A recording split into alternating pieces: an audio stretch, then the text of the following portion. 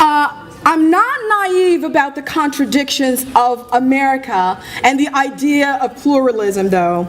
As a human being, as a female, and as a person of African descent, I am fully aware of the social and political history of America the Beautiful. And no, we're not going to karaoke that song. And let's face it, some parts of that history ain't been so beautiful anyway. I'm eternally conscious that I am American by virtue of land, birth, and citizenship, and I'm equally as conscious that a fair amount of blood, sweat, and tears have been shed at the hands of inhumanity and injustice. The blood shed by runaway slaves who were whipped and maimed for attempting to escape the plantation for the universal idea of freedom. The sweat of the brow of my ancestors who toiled from sunup till sundown, picking cotton, tobacco, and indigo under the most inhumane conditions, and tears shed by the thousands. In the souls of black folks, the sociologist W.E.B. Du Bois calls this double consciousness, where one ever feels his two-ness, an American and a Negro.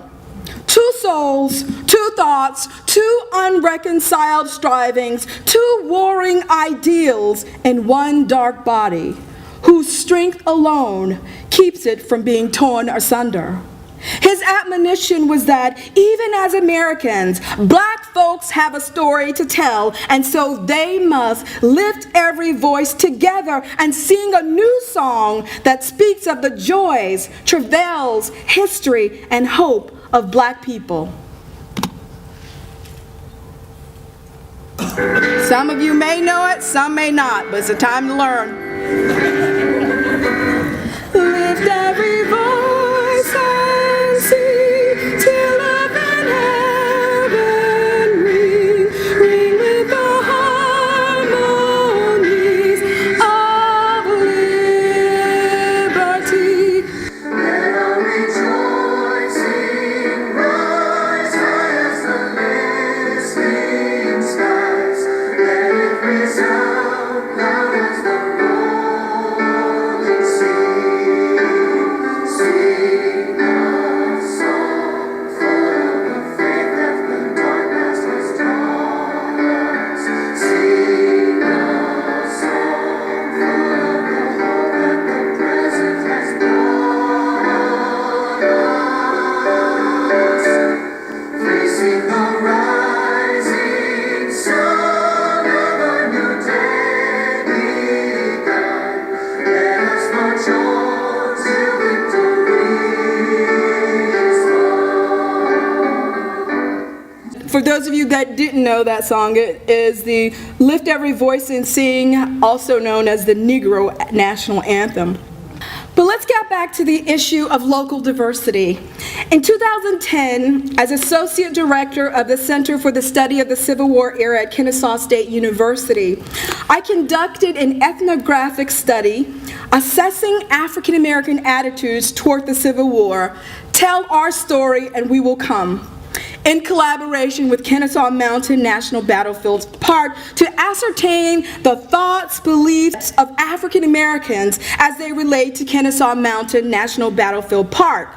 One participant of the study explained her personal recollections of a childhood memory in which she and her family visited Stone Mountain in the late 1950s. She remembered witnessing the Ku Klux Klan march through Stone Mountain Park wearing their robes and holding the rebel flag. That event and memory of the terror that she experienced were still present with her 5 decades later. She had transported her memories and fear of white terrorism and projected them onto any possibility of future visits to Kennesaw Mountain National Battlefield Park. As witnesses, survivors, and descendants of witnesses who know firsthand the terror and violence of the Ku Klux Klan at Stone Mountain Park, the certification is not of spirit, but of fear, and it's alive when they contemplate visiting Stone Mountain Park. I'm talking about how do you, as conveyors of the past, interpreters of the past, interpret land, flag, and freedom. Freedom, oh, freedom, oh, freedom over me. And before I'll be a slave, I'll be buried in my grave and go home to my Lord and be free. Oh, freedom. Oh, freedom, freedom. Oh, freedom. Oh, freedom over me. Over me. And before I be a slave, I'll be Buried in my grave and go home with my Lord and be free. Oh, freedom. Oh, freedom. No more weeping. No more weeping over me. And before I be a slave, I'll be buried in my own grave. Go home to my Lord and be free. You notice I have that little black church foot pattern going on up here. So 2 weeks ago, I spent 3 days here at Stone Mountain Park to refamiliarize myself with its current menu of programs and to make observations that would guide my opinions about the historical and contemporary controversies that seem to keep oozing like an old disgusting canker sore.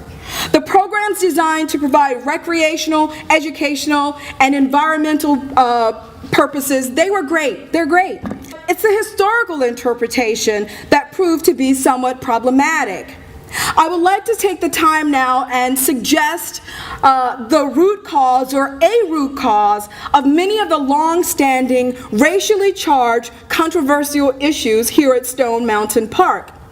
And that is the undefined meaning of Southern heritage, in which all things historical at Stone Mountain Park are predicated on, and which all things historical here at Stone Mountain are interpreted. This concept of Southern heritage is inextricably linked, in my opinion, with the coded messages of white racial superiority symbolized in many ways in the rebel flag. Most mission and vision statements are guidelines for governance and accountability. These statements help firms to stay focused. This is Stone Mountain Memorial Association's mission statement. Our mission is to sustain, enhance, and protect Stone Mountain Park, and to provide enriching historical, natural, cultural, and recreational experiences for all who visit. And this is their vision statement. Stone Mountain Park is a unique destination for visitors worldwide, which provides a rich atmosphere of natural beauty, educational experiences, of the natural environment and Southern heritage, recreational activities, and entertainment, while protecting the environment and maintaining a safe, serene, and enjoyable experience for all who visit. But the narrow way in which Stone Mountain Memorial Association and Stone Mountain Park defines Southern heritage translates into a narrowness of interpretive deployment across all of the historical programs. For example, I know many of you probably will visit Memorial Hall. The film there is really great. The film about the carving, the film about Atlanta's participation in the Civil War, magnificent. There is not a one, of the many versions of the flag of the Confederate States of America in the entire exhibit. While I do not personally believe that the rebel flag has a place on state-owned property, I truly believe that it does have a place in a state-owned museum, especially one dedicated as a memorial to the Confederate States of America. The second issue that I found problematic and attacks the integrity of the area is there are no indications of the experiences or the voices of the very people who made the social dominance of an agricultural-based planter class possible. I'm talking about the slaves. There are a few photographs of the slaves, and there's one glaring heading in the exhibit. I hate to give it away, but it says, from where did the settlers come from? Oh, they came from Germany, they came from Scotland, they came, and then it goes on to the next. Did the slaves drop out of the sky from Mars? They had some origin. I mean, this is an issue that we must face, the transatlantic slave trade. This is an issue that we need to discuss if we're going to be truthful with ourselves about who we really are as a people, as American people.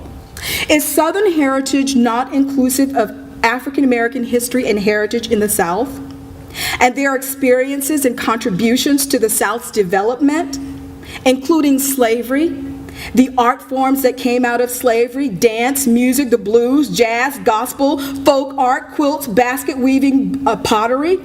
The ambiguity of a clear definition of Southern heritage and its employment as the basis of thematic interpretations throughout the park's historical scope negatively impacts and undermines the very integrity of some of those areas. The truthfulness of the entire interpretive narrative, including the plantation and farmyard and the Memorial Hall Museum exhibit.